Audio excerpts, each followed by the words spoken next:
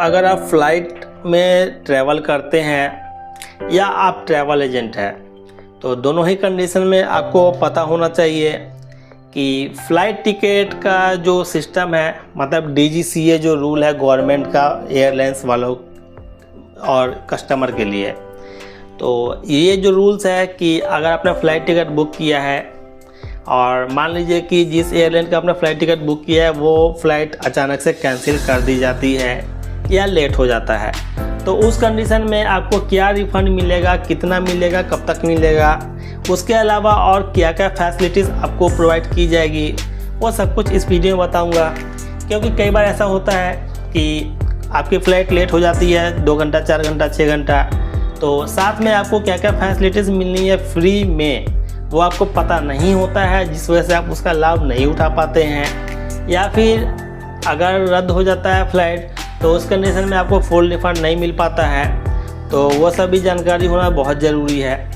तो please video को full watch कीजिएगा और आप सभी से रिक्वेस्ट है, अगर अभी तक आपने हमारे YouTube चैनल को सब्सक्राइब नहीं किया तो प्लीज़ सब्सक्राइब कर लीजिएगा, साथ ही बेल आइकन को प्रेस करके नोटिफिकेशन ऑन कर लीजिएगा, क्योंकि आपको यहाँ पर रेगुलर यूज़फुल और जेन्युइन वीडियोज़ मिलती है। तो देखिए दोस्तों, अब मैं आपको इसका कुछ रूल्स बता देता हूँ जो कि DGCA रूल्स है 2024 का एयर ट्रैवल करने वाले पैसेंजर्स के लिए।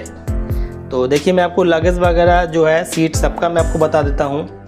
वैसे तो मैं आपको यहाँ पे दिखा भी देता हूँ, नहीं तो ऐसे तो मुझे पता है, लेकिन देखिए मैं आपको इसका कुछ रूल्स यहाँ से दिखा देता हूँ, कुछ खुद से बता दूँगा। यहाँ पे बहुत कस्टमर्स ने शिकायत की थी, तो इसलिए DGCA जो है, देखिए यहाँ पे DGCA का क्या रूल है मैं आपको दिखाता हूँ। देखिए, सबसे पहला रूल है, फ़्लाइट यदि कैंसिल हो जाती है तो मुसाफिरों को इसकी जानकारी 2 हफ्ते के भीतर देनी चाहिए।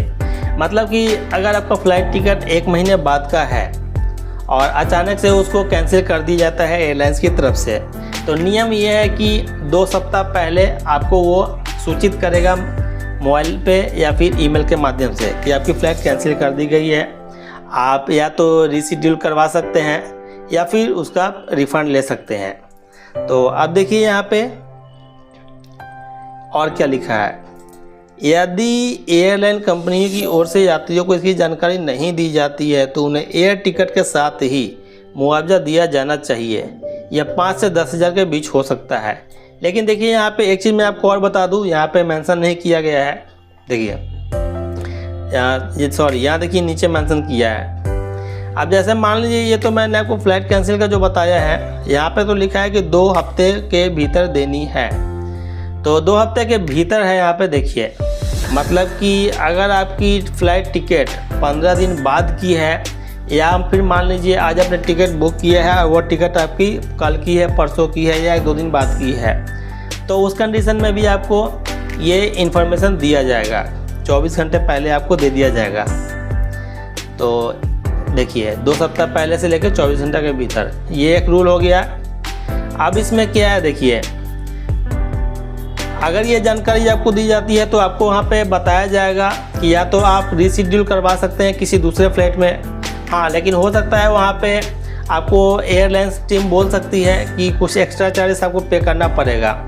तो वहाँ पे आप क्या करते हैं वो आपका डिसीजन है, लेकिन वहाँ पे एक आपको और ऑफ़र दिया जाएगा कि आप फुल रिफ़ंड ले सकते हैं। तो फुल रिफ़ंड आपको वहाँ पे मिल जाएगा, अगर आप कैंसिल करते हैं तो फुल रिफ़ंड मिल जाएगा। कब तक मिलेगा वो सब मैं आपको बताऊँगा। देखिए उसके बाद यहाँ पे क्या है कि अगर एयरलाइंस की तरफ से आपको सूचित नहीं किया जाता है कि आपकी फ़्लाइट कैंसिल कर दी गई है किसी भी वजह से और फ़्लाइट कैंसिल हो जाती है, तो उस कंडीशन में फुल रिफ़ंड तो आपको मिलेगा ही, साथ ही आप ये देखिए मुआवजा के लिए भी आप क्लेम कर सकते हैं। अगर आप क्लेम करेंगे तो आपको 5 से 10 हज़ार के बीच मुआवजा भी मिलेगा। मतलब एग्जांपल के लिए टिकट आपका 10 हज़ार का था तो वो 10 हज़ार तो आपको मिल जाएगा। लेकिन यहाँ पे क्या है, देख लीजिए, एक बात और अच्छे से समझ लीजिए, अगर ये टिकट आपने खुद से बुक किया है, ऑनलाइन के माध्यम से हो या फिर ऑफलाइन के माध्यम से एयरपोर्ट पे जैसे कि खुद से बुक किया है, तो आपका फुल रिफ़ंड तो होगा, साथ ही आप मुआवजा के लिए कर सकते हैं। लेकिन अगर आपने ये टिकट ट्रैवल एजेंट के थ्रू बुक करवाया है तो टिकट का जो प्राइस था वही आपको मिलेगा। ट्रैवल एजेंट की तरफ से भी फुल, लेकिन मुआवजे के लिए आप एयरपोर्ट पर जाकर अप्लाई कर सकते हैं, वो एयरपोर्ट की तरफ से आपको मिलेगा। अब देखिए सेकेंड रूल जो है, यदि कोई फ़्लाइट 6 घंटे से अधिक डिले है या रीशेड्यूल टाइम की जानकारी पैसेंजर्स को 24 घंटे पहले देनी होगी। मतलब अगर कोई फ़्लाइट 6 घंटे से ज़्यादा लेट हो जाता है तो जो फ़्लाइट का टाइम रीशेड्यूल किया जाएगा उससे 24 घंटे पहले आपको एयरलाइंस वाले उसकी जानकारी देंगे। और क्या लिखा है, यदि कोई फ़्लाइट रात 8 बजे से सुबह 3 बजे के बीच उड़ान भरने वाली है और 6 घंटे से अधिक लेट है तो यात्री होटल में मुफ्त में ठहरने के हकदार है। मतलब एयरपोर्ट पे जो होटल्स होते हैं उसमें आप फ्री में रह सकते हैं, आपको एयरपोर्ट वाले मना नहीं कर सकते हैं, आप ये सर्विस की मांग कर सकते हैं। नहीं मांग करेंगे तो जाहिर सी बात है एयरपोर्ट वाले फ्री में तो आपको अपने मन से तो सर्विस नहीं देंगे। कुछ कंपनियां हैं जो आपको दे दें, लेकिन ऐसे मेरे ख्याल से नहीं देंगे। तो आपको ये पता होना चाहिए कि ये आपका हक है। तो इस कंडीशन में आप मांग सकते हैं। अगर फ़्लाइट लेट है और आप उस फ्लाइट में जाना चाहते हैं और अगर ये टाइमिंग है रात के 8 बजे से सुबह 3 बजे के बीच में, तो आप यहाँ पे 6 घंटा लेट होने पे आप ये होटल की सर्विस जो है मांग सकते हैं। इसके अलावा वहाँ पे आपको खाना भी फ्री मिलेगा। लिखा हुआ है कि नहीं नीचे, मैं आपको देख लेता हूँ, बता देता हूँ देखकर। अगर नहीं भी लिखा है तो मैं आपको बता देता हूँ कि खाना फ्री मिलेगा। अब देखिए यहाँ पे है 24 घंटे से कम देरी पर एयरपोर्ट पर फूड और रिफ्रेशमेंट के लिए यात्री हकदार होंगे। देखिए मैंने आपको बताया था कि खाना फ्री मिलेगा। तो यहाँ पे देखिए, अगर आपकी फ़्लाइट मतलब लेट होती है, जैसे 6 घंटा हो गया या 8 घंटा हो गया, लेकिन 24 घंटा से ज़्यादा नहीं होना चाहिए लेट, तो उस कंडीशन में आप फूड वगैरह जो है मांग सकते हैं, फ्री में आपको मिलेगा, आपका हक है। साथ ही 24 घंटे से अधिक देरी होने पर एयरलाइन कंपनी को होटल में ठहराने की व्यवस्था करानी होगी। मतलब कि अगर 24 घंटा से ज़्यादा लेट होता है फ्लाइट और आप जाने के लिए तैयार हैं जो रीशेड्यूल किया गया उसमें, तो आपको होटल भी वहाँ पे आपको फ्री मिलना है। आप मांग कर सकते हैं इस चीज़ के लिए। अब देखिए यहाँ पे रिफंडेबल का सिस्टम लगाया है।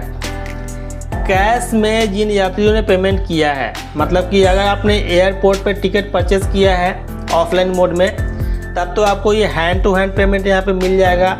लेकिन अगर आपने ऑनलाइन माध्यम से पेमेंट किया है टिकट का या ट्रैवल एजेंट के थ्रू लिया है तो वो भी ऑनलाइन ही हुआ, तो इस कंडीशन में 7 दिनों के भीतर पेमेंट होता है। मतलब कि उस समय कैंसिल होता है तो वो 7 दिन से 10 दिन लग जाता है।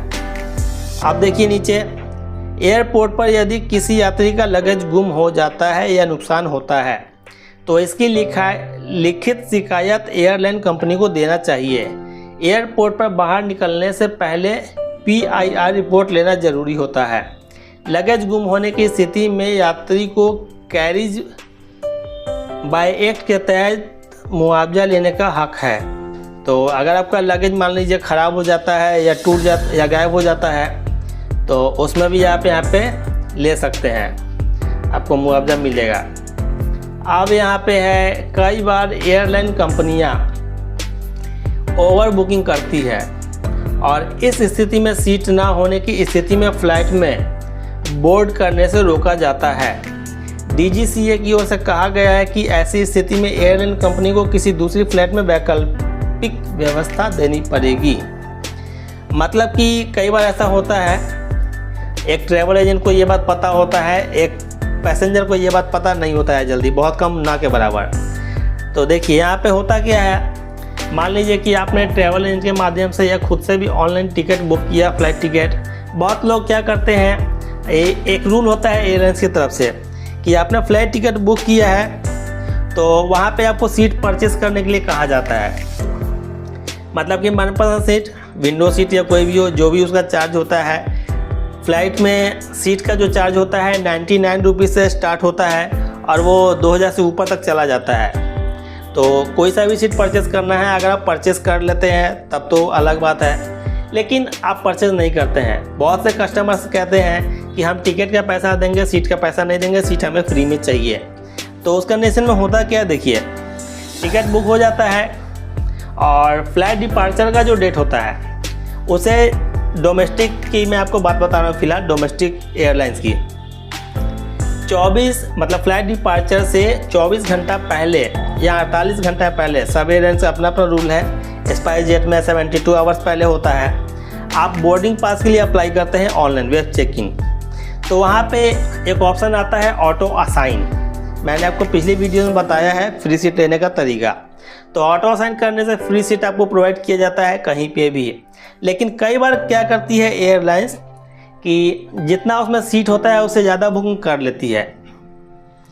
तो ज़्यादा क्या कहने का मतलब है कि मान लीजिए एक फ़्लाइट में 200 सीट है, तो उसमें वो क्या करती है कि बुक कर लेती है 200, अगर बुक कर लेती है और सीट वहाँ पे 200 से ज़्यादा ही बुक कर लेती है, तो उस कंडीशन में वो क्या करती है कि फ्री सीट नहीं प्रोवाइड करती है। तो उसमें क्या हुआ कि आपका फ़्लाइट डिपार्चर का लास्ट टाइम है, उससे 3 घंटा पहले तक अगर आपको बोर्डिंग पास एयरलाइन नहीं देती है सीट के चक्कर में, तो उस कंडीशन में ये जो मैंने आपको बताया है, ये आपका अधिकार है यहाँ पे कि एयरलाइन आपको किसी दूसरे फ़्लाइट में आपका टिकट जो है वो रिशेड्यूल कर देगी। आपका हक है, आप मांग कर सकते हैं। उसमें आपको सीट का कोई एक्स्ट्रा चार्ज नहीं मांगा जाएगा आपसे। अगर नहीं होता है ऐसा तो आप कंप्लेन कर सकते हैं। और ये मैंने आपको यहाँ पर बता दिया है, अब देखिए। और इसमें ज़्यादा कुछ नहीं है। और एक बात और मैं आपको यहाँ पे बता देता हूँ जो कि यहाँ पे मेंशन नहीं किया गया है, DGCA का रूल है। DGCA के अंदर जो भी एयरलाइंस कंपनी आती है सिर्फ उसमें ही ये रूल अप्लाई होता है। मान लीजिए कि आपने फ़्लाइट टिकट कल या परसों का बुक किया या 4 दिन बाद का बुक किया, अभी बुक कर लिया आपने, अचानक से किसी का तबीयत ख़राब हो गया, किसी वजह से आपको कैंसिल करना है, तो उस कंडीशन में फुल रिफंड आपको नहीं मिलता है। एयरलाइंस की अपनी पॉलिसी होती है। जैसे एग्जांपल में इंडिगो की बात करते हैं। इंडिगो का रूल्स होता है कि आप 4 दिन पहले अगर टिकट कैंसिल करते हैं तो 3600 प्लस टैक्स वगैरह लगा के वो चार्ज काटती है। जितना भी टिकट का फेयर होगा उसमें वो उतना काट लेती है, बाकी आपको रिफ़ंड करती है। लेकिन अगर वही टिकट 1 महीने बाद का हो या कम से कम 20-25 दिन बाद का हो, वैसे तो 1 महीने का रूल्स होता है। मान लीजिए आपने कोई टिकट बुक किया फ़्लाइट का 1 महीने बाद का, और वो इंडिगो फ़्लाइट का टिकट है, आज आपने बुक किया 1 महीने बाद का, तो 24 घंटे के अंदर, मतलब जिस समय आपने बुक किया है उस समय से 24 घंटे के अंदर अगर आप उस टिकट को कैंसिल करते हैं तो आपको फुल रिफ़ंड वापस मिलेगा, 1 रुपया चार्ज नहीं कटेगा। लेकिन फुल रिफ़ंड लेने के लिए क्या सिस्टम है मैं आपको बता देता हूँ। देखिए, फुल रिफ़ंड लेने के लिए आपको करना ये होगा कि आपको, जैसे मान लीजिए आपने इंडिगो का फ़्लाइट टिकट बुक किया है, तो आपको इंडिगो एयरलाइंस के कस्टमर केयर में कॉल करना होगा और वहाँ से आपको टिकट कैंसिल करवाना पड़ेगा। अगर आपने टिकट खुद से बुक किया है तो भी, या अगर आपने टिकट ट्रैवल एजेंट से बुक करवाया है तो भी, आप कस्टमर केयर में कॉल करके वहाँ से कैंसिल करवाते हैं तो ही फुल रिफ़ंड मिलता है। और अगर आप ट्रैवल एजेंट से मान लीजिए बुक करवाया है, ट्रैवल एजेंट अगर कैंसिल करेगा तो वह चार्ज कट जाता है उसमें, और वो जो रिफ़ंड मिलता है वो 7 से 10 दिन के अंदर मिलता है। और इसके अलावा यहाँ पे एक चीज़ और बता देता हूँ, विस्तारा में आपको लगभग टिकट पे सीट जो है बिल्कुल फ्री मिल जाता है, फूड भी फ्री मिल जाता है। हालांकि विस्तारा जो है ज़्यादा दिन नहीं है, शायद 1 नवंबर के बाद ही वो टाटा उसमें एयर इंडिया में मर्ज होने वाला है, तो विस्तारा में आपको देखने के लिए नहीं मिलेगा। तो मुझे जितनी जानकारी पता थी मैंने आपको DGCA का रूल बता दिया है। मेरे ख्याल से आपके लिए काफ़ी है इतना रूल्स। अगर और कोई भी जानकारी चाहिए तो आप बिल्कुल कमेंट कर सकते हैं, आपको वहाँ पर जानकारी प्रोवाइड की जाएगी। मिलते हैं फिर एक नए वीडियो में नए टॉपिक के साथ, तब तक के लिए धन्यवाद।